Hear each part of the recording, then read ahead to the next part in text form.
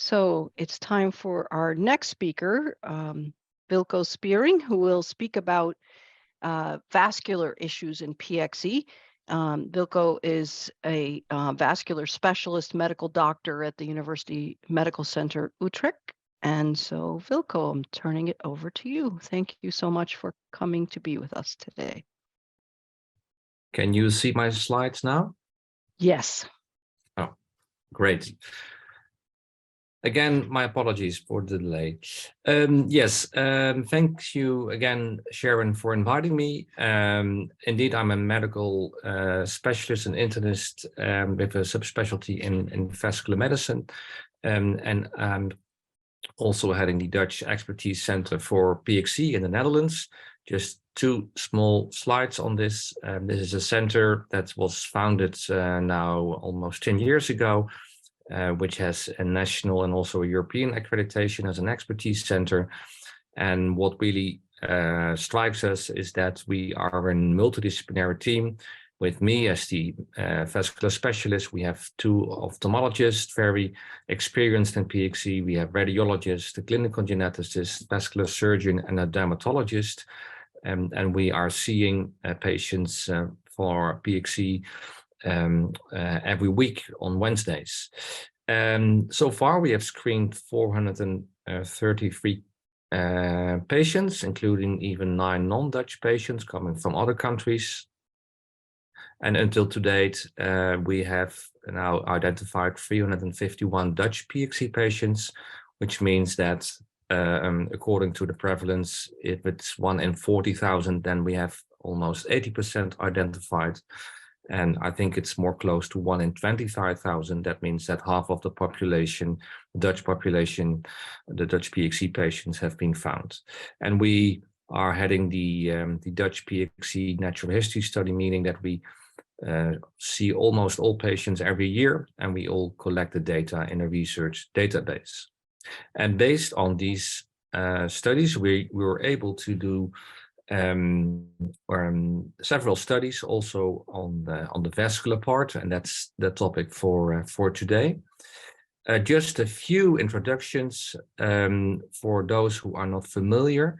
When we are talking about arteries, then these are the blood vessels that carry blood to the organs, and veins do the opposite way, so they distribute blood from the organs to the heart.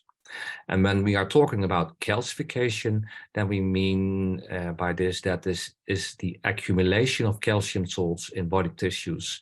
And when this is specific in the vascular wall, then we talk about arterial calcification. And as you can see on this picture, the vascular wall has different layers.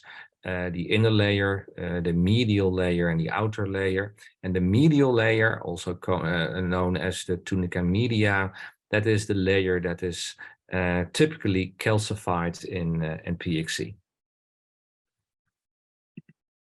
So this is the central problem in PXE. I am sure that in earlier presentations, the topic of pyrophosphate was introduced. So this is a typical calcium crystal that is can also be found in vessels, like in the sewer pipes in this picture. So this typical calcification on the inside of the vessels in PXE is one of the major problems that causing typical diseases in PXE. And what we do, as I introduced in the first slides, is we see patients every year, and in almost all patients we do a CT scan, and in the follow-up we do that again. So we know that over time the arterial calcification in the legs is being calcified when patients are getting older. And when we calculate the total calcification of all different vessels, so not only the legs, but also the carotid arteries, the coronary arteries of the heart, or other vessels, and we make a total score, then we see the same pattern that when PXE patients getting older, there is a very steep increase in calcification of these vessels, as we can measure this with CT scans. And as I said, in a part of the patients, we do also new scans after a few years. And this is what you can see. When you repeat these scans, then over time, the calcification of the leg arteries is increasing, and also the total score of all the vessels altogether. And when you calculate this, shown over here, then it's about 10%, 10 to 15% increase per year of calcification that can be found in the vessels in PXE patients. And we did studies on which vessels in the body are typically the problem in patients with PXE. And as I said, the medial artery wall is typically calcified. And here's a patient that died, and we were able to do studies after his death. And indeed, you can see if this pink coloring or staining that indeed the medial layer, the middle layer of the wall is calcified. And when you look at all the different vessels in PXE patients, the typical findings we see is that the vessels in the legs calcify. And this is a difficult picture, but this circular calcification is the carotid arteries in the neck that also typically calcify in PXE patients, giving specific problems. I will come to that in a minute. And here you see a patient laying in the CT scanner. Here are the hands, and also the arteries in the arms can calcify. That's not always present in patients with PXE. It's around 15% of the patients that have also findings in the arms. But the legs and the carotid arteries in the neck are the most typical arteries that calcify.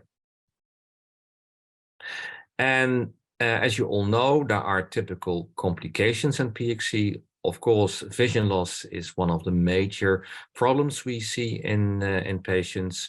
But when we look at the vascular part of the story, then intermittent claudication, so calcification of the legs, is a problem, and also stroke may occur in PXE patients. And I will go into more detail of these two major vascular findings in PXE.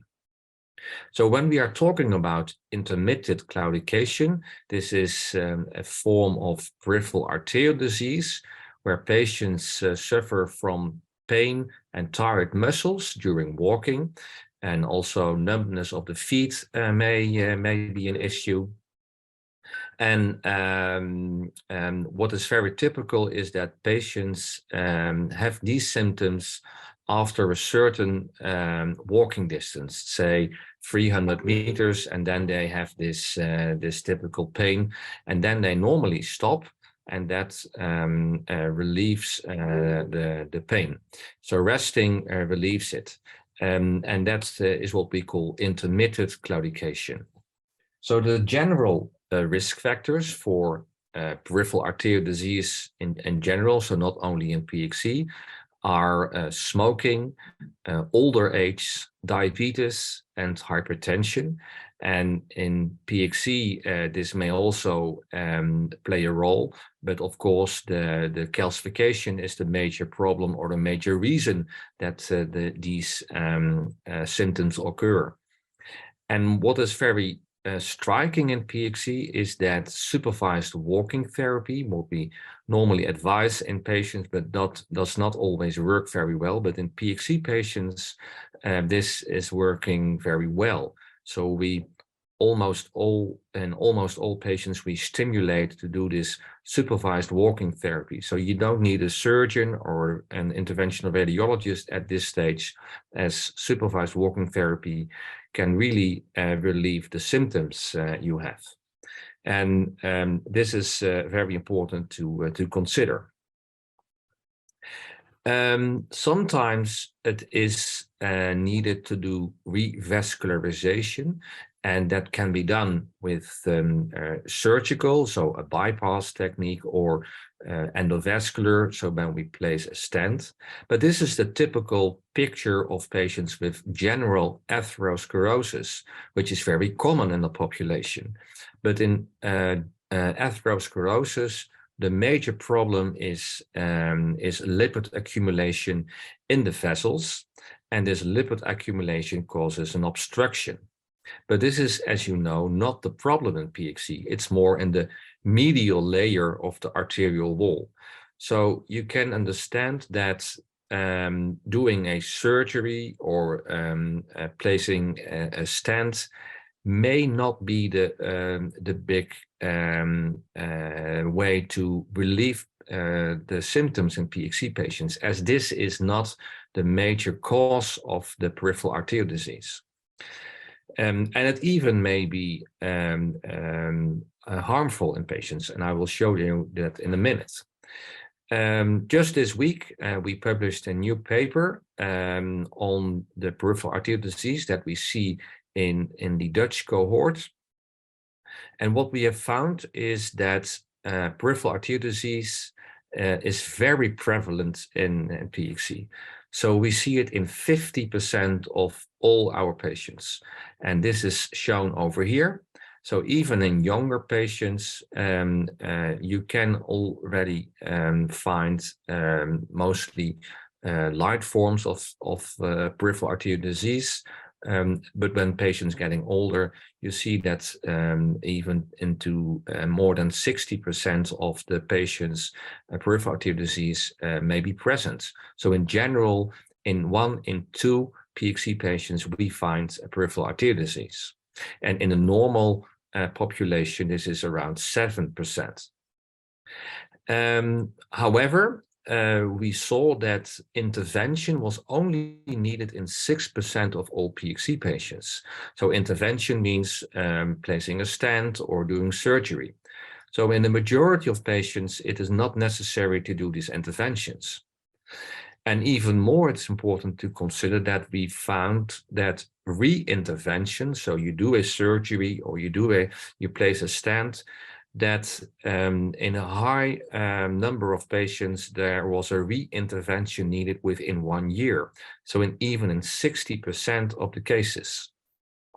So we think that this is even harmful to do in patients, as this re-intervention rate is very high.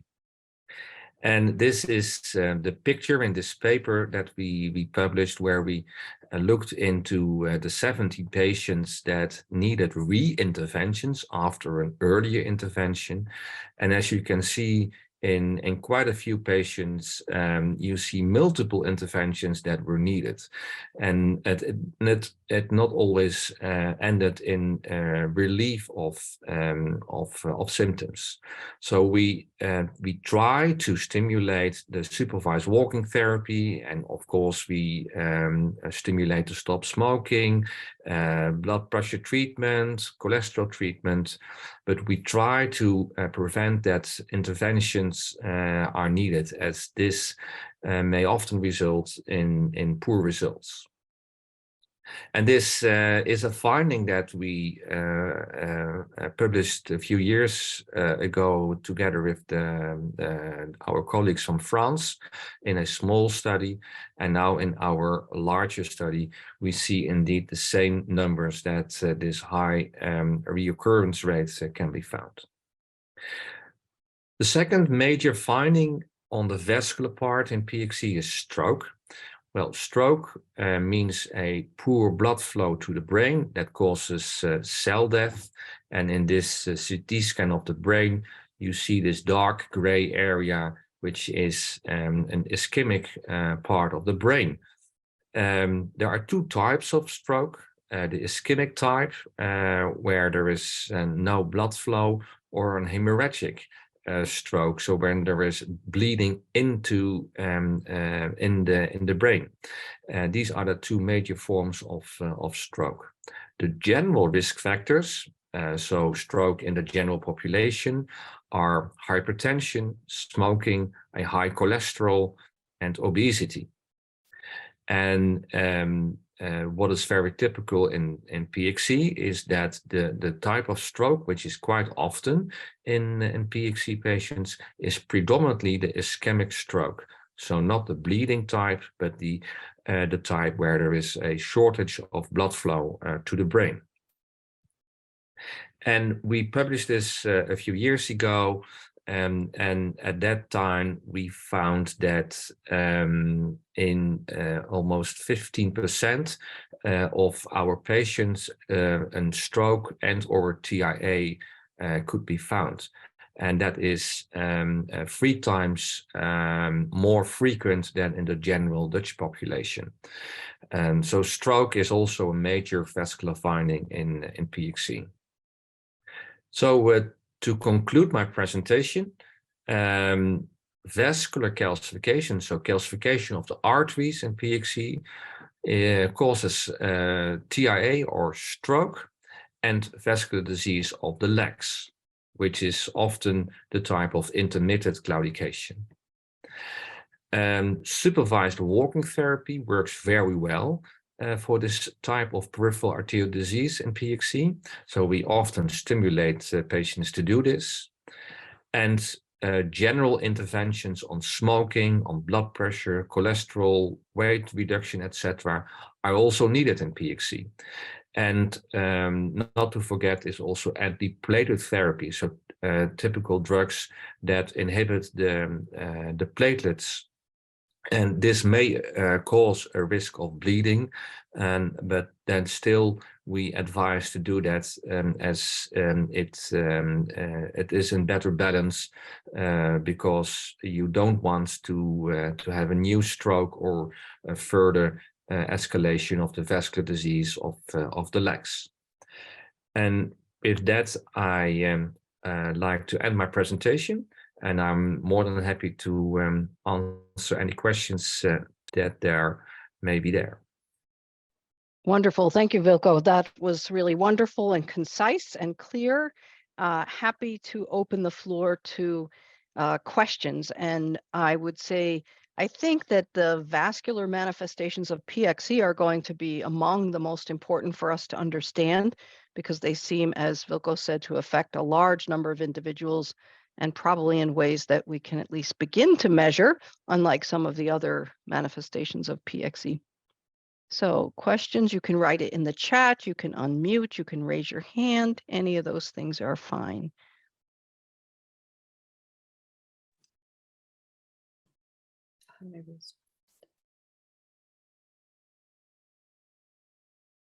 Hello?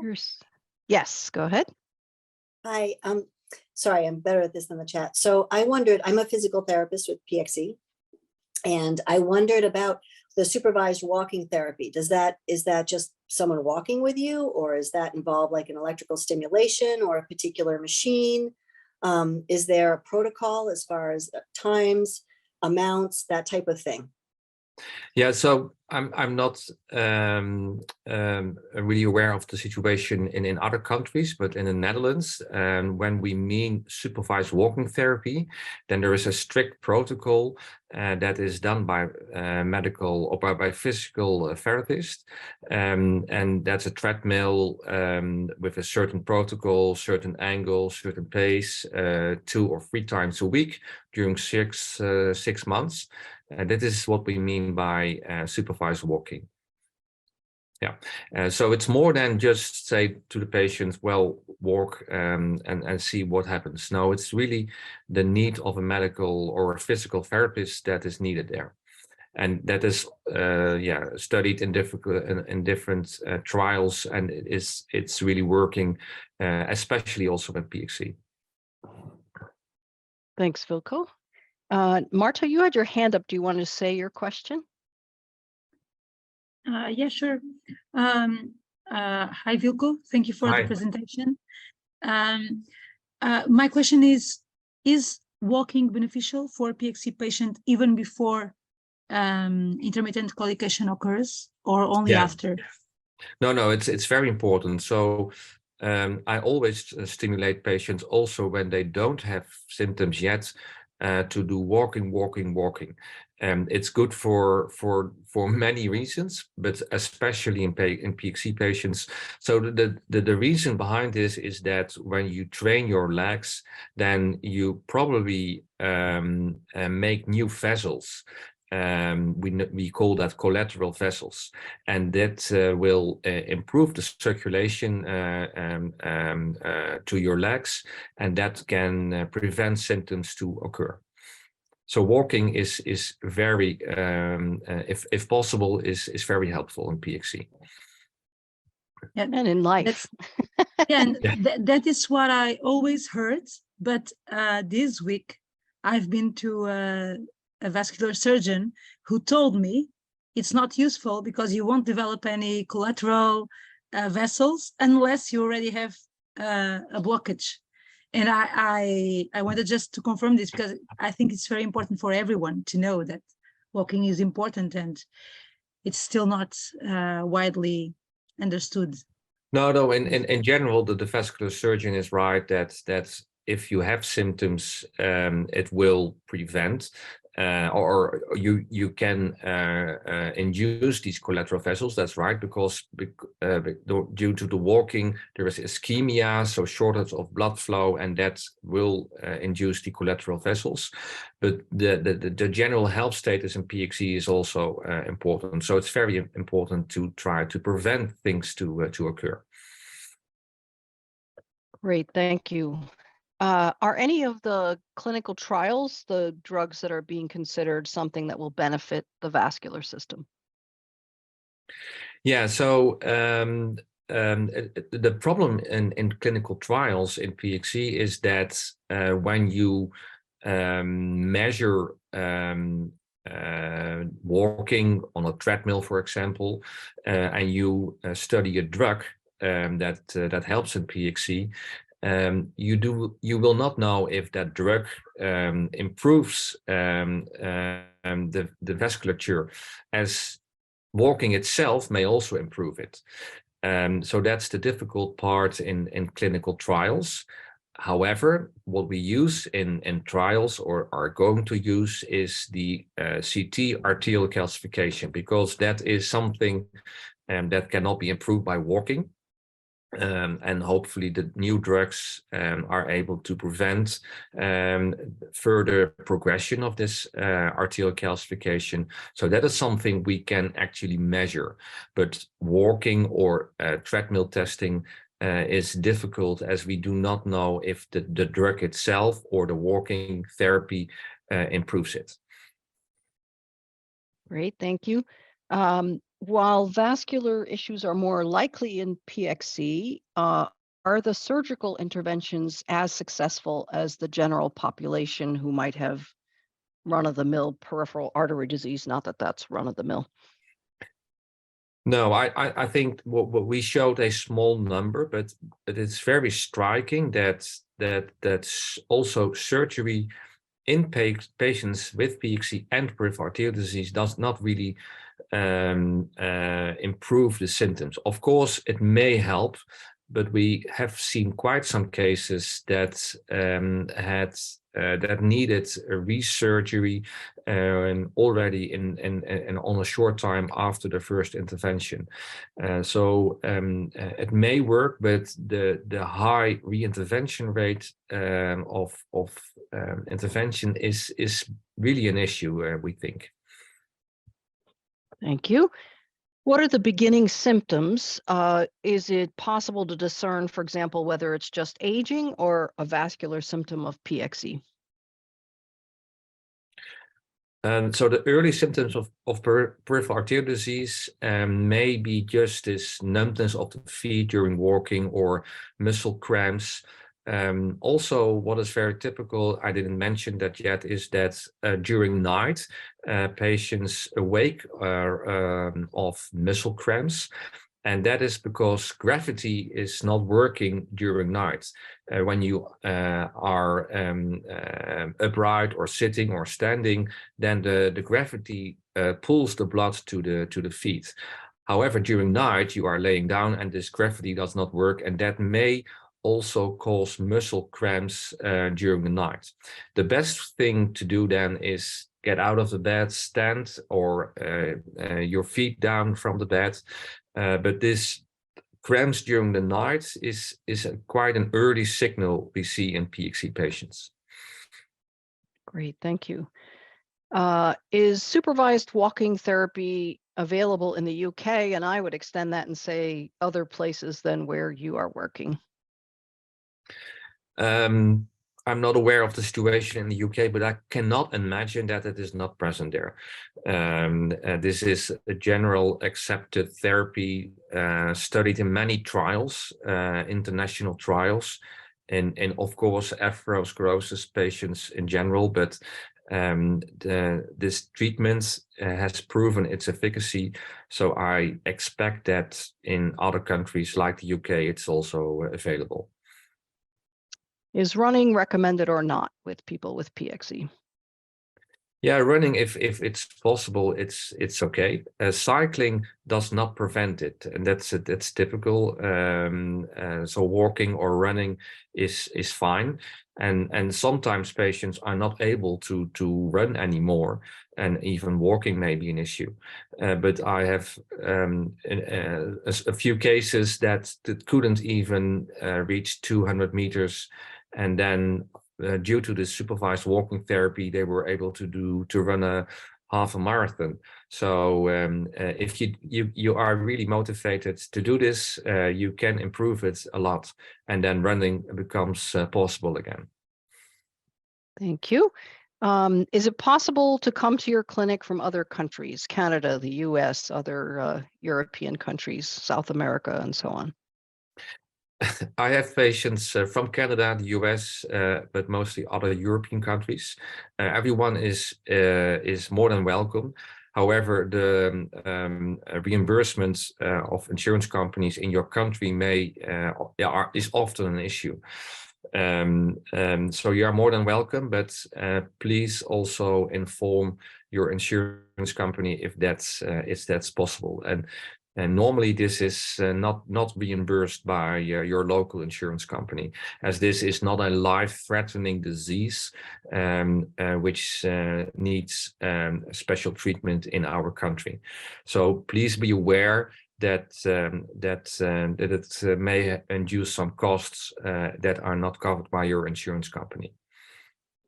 And Wilko, while I often say to people, of course, you're probably the preeminent vascular expert in PXE, I also say that if you can find a good vascular specialist in a major academic medical center, for example, in a country, that person doesn't know PXE, but they certainly know the symptoms and signs of PXE. Would you agree with that?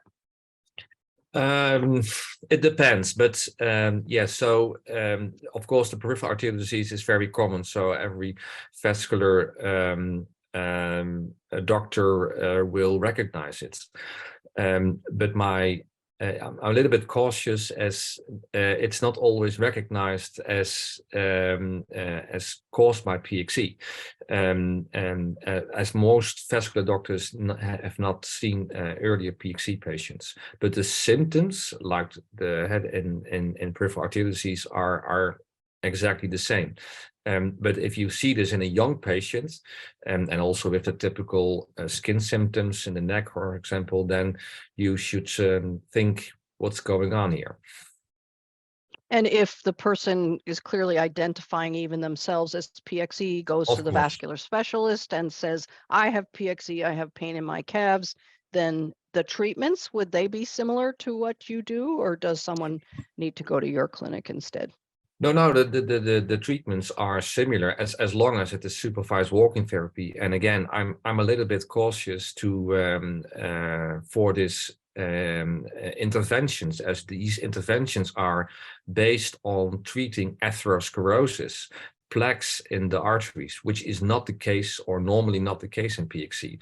So if the vascular surgeon in your local hospital is trying to do this, I would be please be aware that this may not be the ideal solution, and if possible, if the peripheral arterial disease is not that severe, try supervised walking therapy first, and maybe this can prevent these interventions, which may give high reintervention problems.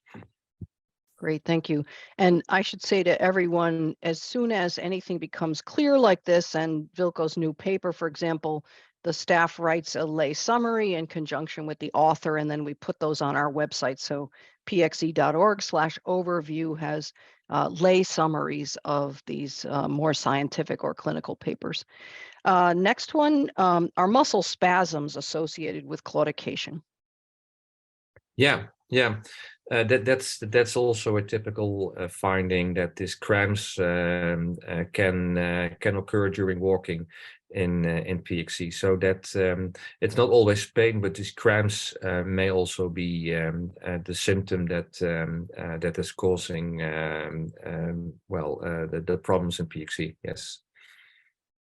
Great. And I'm aware that there's another spotlight going on, and I'll see if we can fix that while we're going there.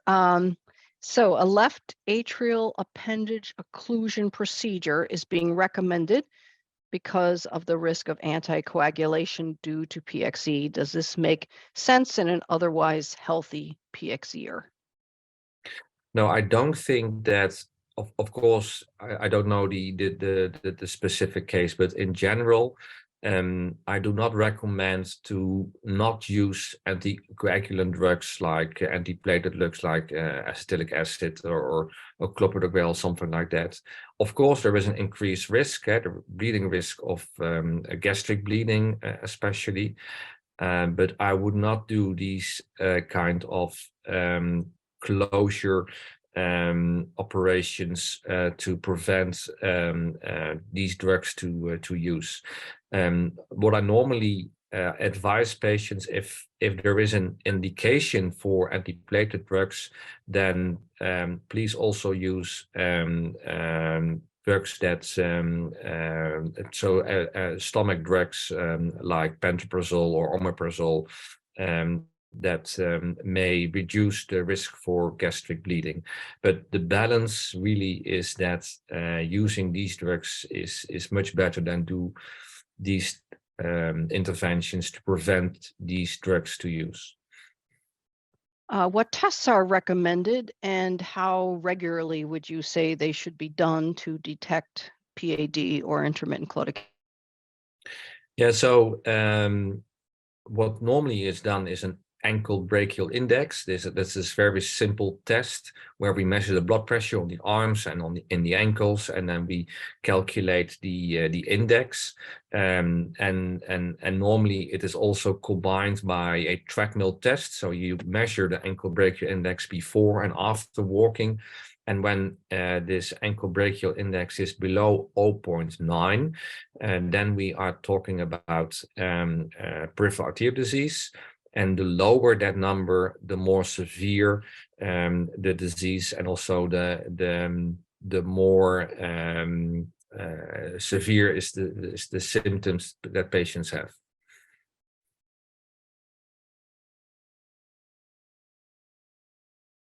So treadmill test and the ankle brachial index, and sometimes a CT scan is done, but in almost all cases an ankle brachial index and a treadmill test is enough to make the diagnosis.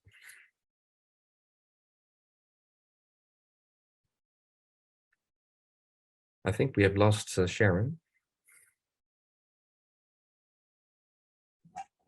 I think we did.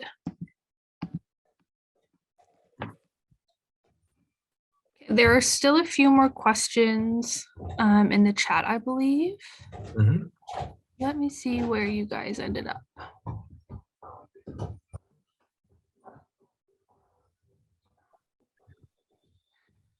So there's this one here. How do we guide our vascular physicians to consider the differences from plaque and effects from PXE as to how that might impact treatment options? Yeah, that's a very important question.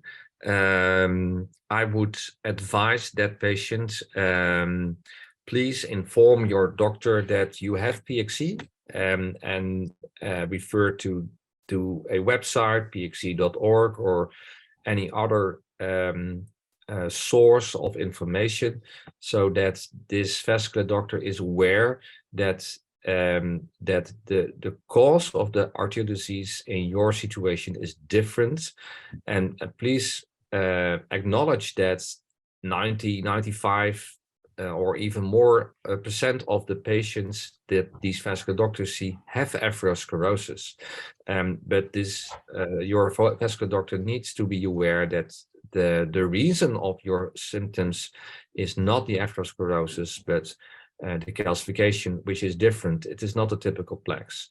But as long as you mention that you have PXE, then I can imagine that your vascular doctor, if he is or she does not know the disease, looks on the internet or any other source to understand what is the cause of your symptoms. That is different than in the general atherosclerosis.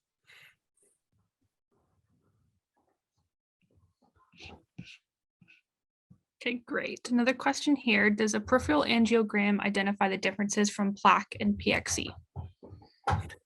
Again, a very good question. Not always, because the true answer is we do not exactly know why in PXE these typical findings occur. We think that there is ingrowth of the calcification in the vessels, and that is obstructing or narrowing the vascular system. But on an angiogram, you cannot see that, you cannot differentiate that from atherosclerosis. However, when you use the CT scan, then you see this typical massive plaques, but then still, if it's very local, these plaques in atherosclerosis in the end also calcify. So then still it may be difficult, especially for radiologists that are not familiar with PXE, to differentiate between the typical calcification and the plaque formation. So it may be differentiated, but it is difficult, especially if you are not very familiar with PXE.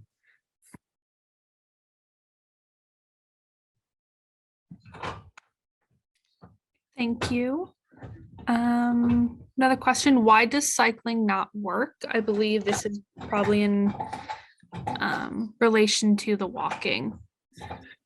Yeah, that is something we all also see in the general atherosclerosis patients, that the type of muscles that you use is different, and that means that so what is causing these symptoms is that using mostly your calf muscles is causing ischemia, so a shortage of oxygen, and that gives the pain. And the muscles you use in cycling are more on the buttocks, and these muscles often are not complicated in peripheral arterial disease. So that means that cycling in general does not also improve the symptoms. Whether walking, when you are using these typical muscles, mostly in the calves, can give improvement of the symptoms.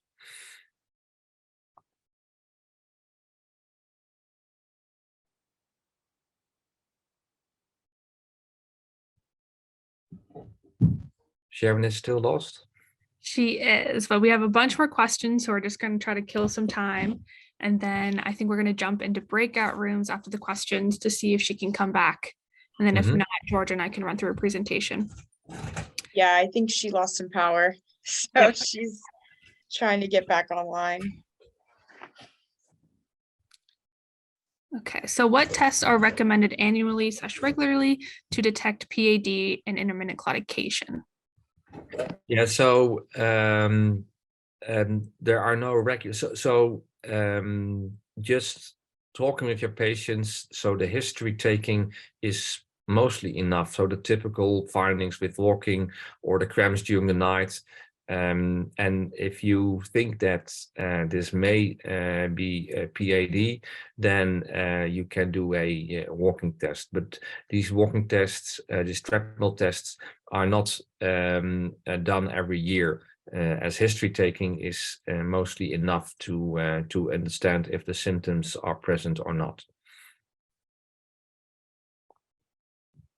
Great. And Jody wanted to free to elaborate of why cycling does not work.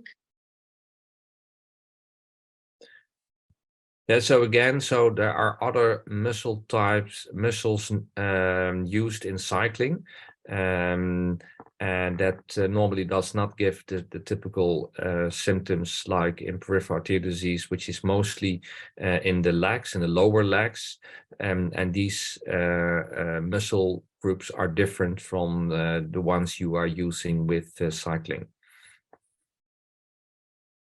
Great. So cycling is very good, but not does not really improve the symptoms. Walking is better to do that, and also walking on hills or even steep hills, as long as this ischemia, this shortness of oxygen occurs, then this probably gives a signal to the bone marrow to send specific cells to induce collateral vessels. And walking is the best way to induce this situation that these bone marrow cells come out and will give growth to new vessels.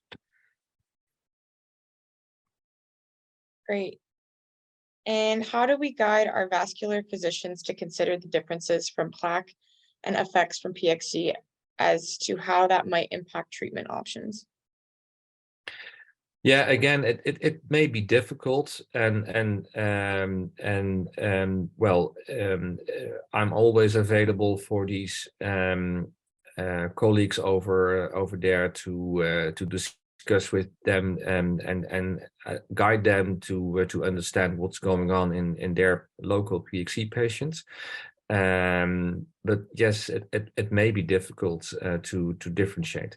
I'm not saying that atherosclerosis is not occurring in PXE, but in general, calcification is the issue. But the patient with PXE that also smokes, is obese, has high cholesterol, may also have plaques. And these plaques can, of course, be treated with the typical intervention as I showed you. So it may also be present in PXE patients, but in general, the calcification is the major problem causing these symptoms. And what we see in our Dutch cohort is that the smoking PXE patients are the ones that have the most severe symptoms. So smoking and PXE, so smoking is not good for everything, but and especially in PXE, it gives more worse symptoms. So quitting smoking is very important in PXE. Great, thank you. A couple more questions. Does a peripheral angiogram identify the differences from plaque and PXE? I think that we have that question already. Okay. Yeah. And then any particular diet recommended to reduce the effects of PXEers? Someone mentioned increasing magnesium, which we've talked about, and to avoid calcium supplements. No, there is no specific diet recommended, and also trying to prevent using calcium, so like milk products, etc. Don't do that. You need milk also, or calcium for strong bones. So a typical diet does not help. There is a there has been a trial in the past with magnesium that showed no advantage using magnesium, so it's also not recommended.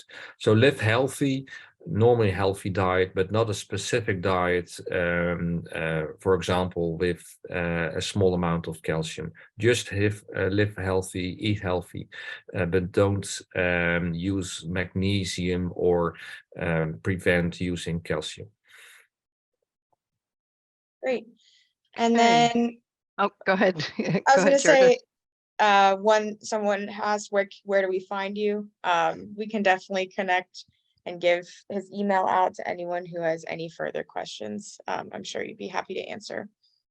Of course, and I assume that I will be available on the pxe.org website if patients want to contact me. Yes, one other question, and sorry everyone, my electricity just went out with 50-mile-an-hour winds here. Does PAD cause differing blood pressures in the right arm to the left arm or vice versa? Very good question. We sometimes see a difference between the left and the right arm on the blood pressure.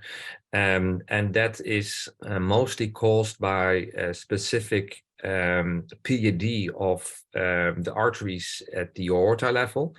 And in general, then if this is present, so normally the blood pressures are the same in the right and the left arm. But if this is present, we mostly see that in the left arm, blood pressures are lower than on the right arm because this PAD is mostly present on the left side. But that means that your blood pressure needs to be measured on the right arm, on the highest arm, as we say. So it's very important in PXE that you do blood pressure measurements on the same time on both arms to note if there are differences between the right and the left. If not, then you can use either arm. However, if there is a difference and more than 20 systolic blood pressure or more than 10 diastolic blood pressure, then you should use the arm with the highest blood pressure for further blood pressure measurements. Great. And another question, is taking magnesium dangerous to someone with PXE?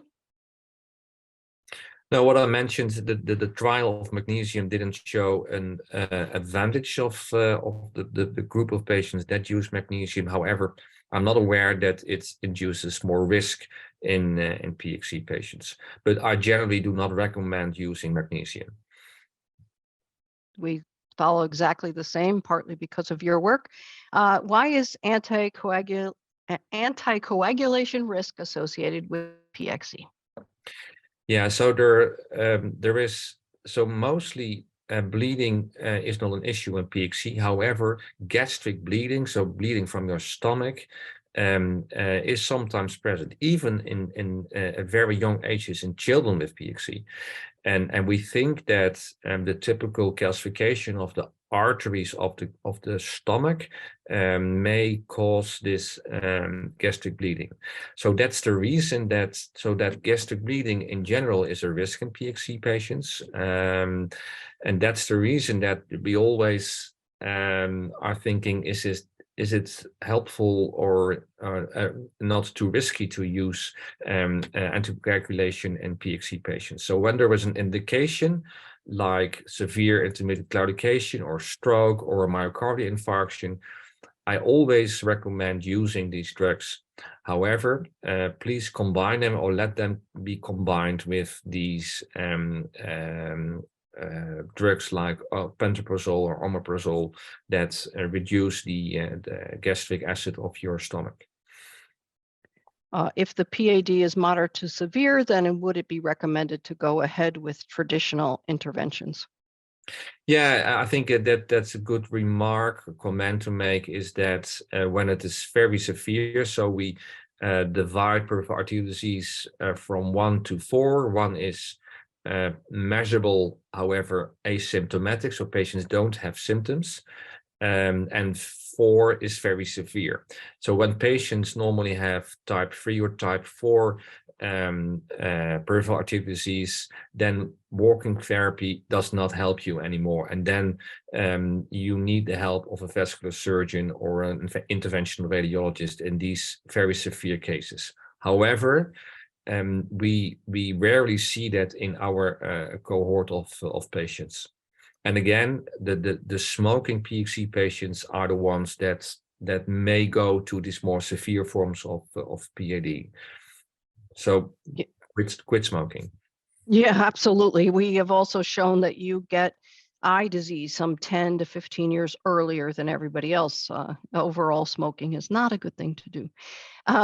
Should you take medication for high blood pressure with PAD? My consultant said I need higher blood pressure to get the blood around. I have 120/74 in one arm and 140/74 in the other arm.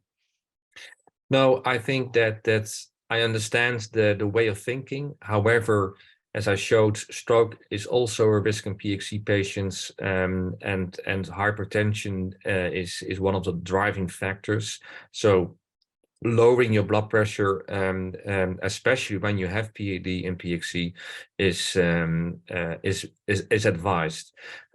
So I would not recommend not using antihypertensives if you have PAD and high blood pressure. Okay, and then since PXE is a different cause, do statins help with PAD in PXE? Yeah, that we do not know that. There are some scientific debate ongoing right now whether cholesterol may be a specific finding in PXE. Based on our work, I would say that is not the situation, which fits in the idea that atherosclerosis is not the main driving factor in PXE. However, again, the same like blood pressure, if you have peripheral artery disease or you have stroke or myocardial infarction and your cholesterol, specific your LDL cholesterol is too high, I always recommend using statins. There are no negative issues associated with using statins. And of course, you can have side effects like muscle pain, but lowering your cholesterol may be helpful. There are no clinical trials in PXE showing the efficacy of statins, and probably they will never be done.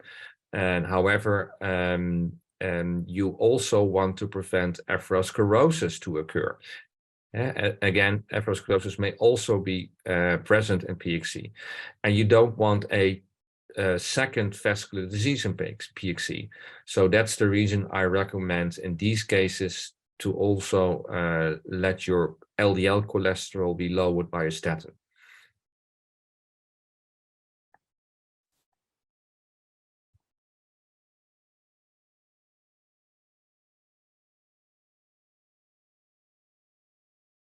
Hear you. Is HRT okay to take with PAD? HRT is hormone replacement therapy, so estrogens in female patients. We do not know, and generally, especially in postmenopausal women, we do not recommend HRT, but that's in the general patients and also in PXE. Thrombosis, which is associated with HRT, may be an issue, but so thrombosis is not a typical finding in PXE. So short time duration of HRT may be okay, but long-term use is not recommended in general and often also not in PXE.